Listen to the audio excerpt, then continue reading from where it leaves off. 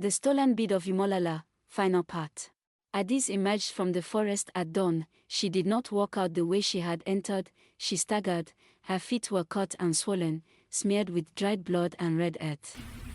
Her wrapper hung loosely from her waist, torn and darkened by mud and ash. Her skin carried marks that looked like bruises but felt colder than flesh.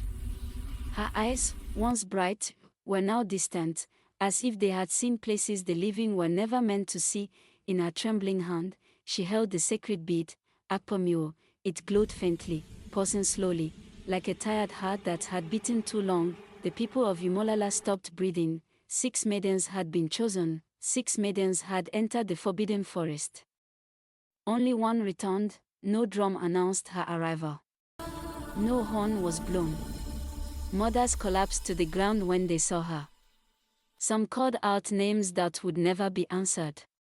Addis herself fell before the palace gate, her strength finally leaving her. When the elders asked where the others were, she opened her mouth and closed it again. Some stories cannot be spoken. The bead was taken gently from her hand and carried into the palace, where Prince Obinna lay unmoving, his breath thin and uncertain.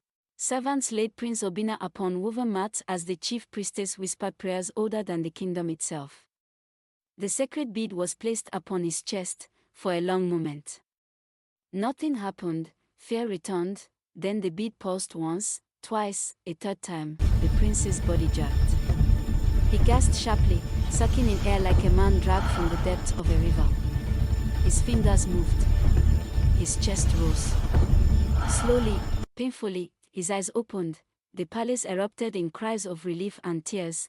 The prince lived, but the ancestors had taken their price. That night, beneath a sky heavy with clouds, the chief priestess spoke to the king. The forest spared the maiden for a reason, she warned. She does not return whole. A part of her still walks among the trees. From that day, Addis could no longer sleep. Whispers followed her at night. Leaves moved when there was no wind. Animals bowed their heads when she passed. Sometimes she woke with mud beneath her fingernails, as though she had been digging in her dreams. The forest had marked her. When Prince Obinna asked to see the maiden who saved his life, Addis stood before him, not as a hero, but as a survivor.